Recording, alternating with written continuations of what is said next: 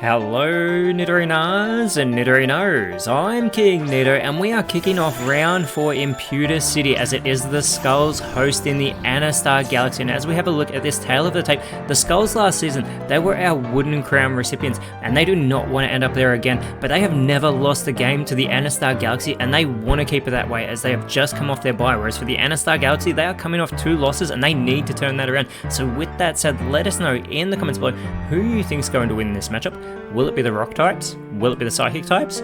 Let's go! 3, 2, 1, go! And it is going to be Meowstic starting out with Gothitelle, immediately going for that Sand Tomb, which is super effective onto Stonejourner being trapped in that Quicksand, who is joined by Sudowoodo.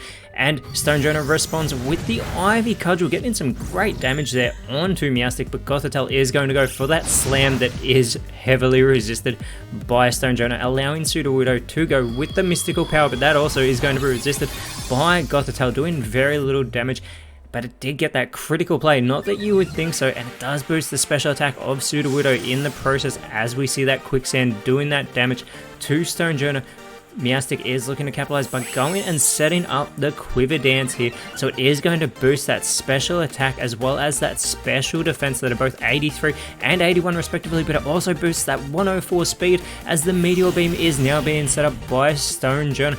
So it is going to begin overflowing with that space power, but it also boosts its special attack this turn as Gothitelle goes with the Eruption that is going to connect with both rock types. Not very effective, but still gets in some good damage as Sudowoodo does respond by setting up the substitute. It is going to cut into its health to put that substitute doll in place as we see that Sand Tomb putting Stonejourner into knockout range. Meowstic could capitalize here, going for the Retaliate. It's trying to get that substitute doll off the field, not very effective though, and the substitute doll stays in place, and the Meteor Beam being finished off onto Meowstic, putting Meowstic into knockout range. However, we do get Gothitelle responding with the holdback, and that is not a shiny substitute doll as it is going to take the damage for Sudowoodo, and it is still in place. This allows Sudowoodo to go with the Fairy Wind, still getting in minimal damage onto Gothitelle here as Stonejourner needs to hang on here, and that it does, but it is such an easy target. Meowstic could finish it off right here, right now, going with the Gunk shot onto Stonejourner. Not very effective, but effective enough to get the first elimination of this match, putting the Anastar Galaxy in front, and Gothitelle follows up with the Heart Swap onto that substitute doll, but it switches the stat changes between it and Sudowoodo, who goes with the Healing Wish. It is going to take itself out of this matchup when it was hiding behind the substitute doll. That is a massive error, but fantastic for the Anastar Galaxy to get that easy elimination. It is Dreadnought now coming out for the Pewter Skulls, and that Midnight Lycanroc, but it is on the receiving end of a Mortal Spin that is not very effective, but it does leave it with that poison from Meowstic, also doing damage to Dreadnought, and Dreadnought is also going to be left with that poison status condition as well. However, Lycanroc is going to respond with the Tri-Attack onto Meowstic, who's able to hang on, but it's left with that Burn status condition. So if Dreadnought doesn't finish it off, surely that Burn will, but Dreadnought has the opportunity going with the Triple Axle, and with that single Axle, it is going to take Meowstic out, not waiting for the Burn. However, this does open the door for Gothitelle to try and capitalize here, and going with the Torment on to Lycanroc, so it is going to be subjected to that Torment. We will be seeing it struggle shortly, but not before that poison starts to take effect on the Pewter Skulls here on the field. Both Lycanroc and Dreadnought feeling the effects of that poisoning that was set up by Meowstic, as now out joining Gothitelle, it is going to be Medicham, and Lycanroc, unable to go on the offensive, is left to struggle. Gets in some good damage though onto Medicham. There is the recoil damage, but Medicham looking to respond goes with the Bleak Windstorm. Not very effective on either of the rock types, but it is going to lower the speed of Lycanroc, which could give Medicham speed control. However, the Air Slash is going to connect with Gothitelle from Dreadnought. It should have gone for Medicham, but it has caused Gothitelle to flinch here on the field as that poisoning continues to affect the rock types down here, and Medicham could have full speed control in this match, and that it does, as it is going to go with the Iron Head to take Lycanroc out with that super effective move and getting the critical play just to ensure that it does get that successful elimination. Dreadnought, however, does respond with the Smart strike, gets in some fantastic damage, but Gothitelle looking to capitalize, goes with the Poison Sting on the already poisoned Pokemon, and that's not very effective as it is still continuing to feel the effects of this poison chipping away at its health. It is now being joined by the Terrestrial Draftee Bombardier with that rocky payload ability as well, coming out for the Pewter Skulls, taking on this rock typing, and it has been a member of a champion side and it wants to help guide the Pewter Skulls to that top performance here.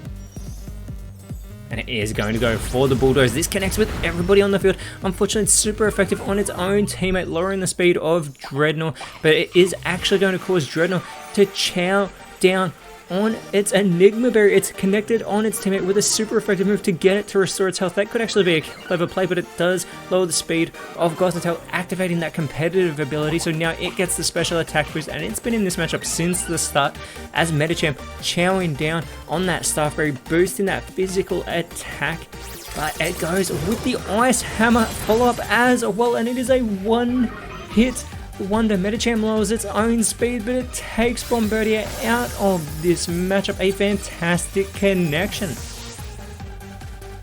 And as that sunlight comes back out over the Pewter City, it is the Harden now from Dreadnought. It is going to boost that physical defense that is base 90. However, this boosted special attack of Gothitelle, it goes with the Aurora Veil. It is not slowing, so that is going to fail, but that poisoning is not failing here at all, continuing to do the damage to Dreadnought, who is now being joined by Dusk Lycanroc, who immediately goes with the Corrosive Gas, and the only one still holding a berry is Gothitelle, and we know that it's holding that Leopard Berry as it is one of the first Pokemon that entered this match. Dreadnought, though, looking for the follow-up, goes with the Leafage onto Medicham to take it out of this match. The Pewter Skulls need to work their way back, and this is a 2v4 contest. It's the Parabolic Charger from Gothitelle, taking Dreadnought out of this matchup, capitalizing on its part water typing, getting some great damage on to that Dusk Lycanroc as well, and almost getting itself back to full strength with the health being absorbed or drained from the Pewter Skulls.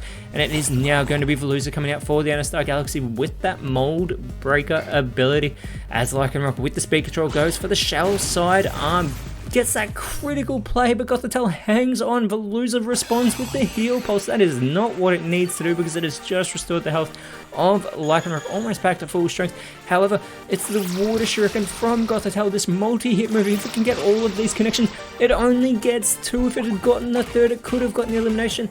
Lycanroc hangs on, chows down on its Lancer Berry. It is getting pumped. It needs to go for something big here. It goes for the Fling, but it's just chowed down on its Lancer Berry, so it is going to fail, opening the door for Veluza to go for the Happy Hour. And I can understand why it is so happy. They are in full control at the moment, and Gothitelle is going to go with that stored power to finish Lycanroc off.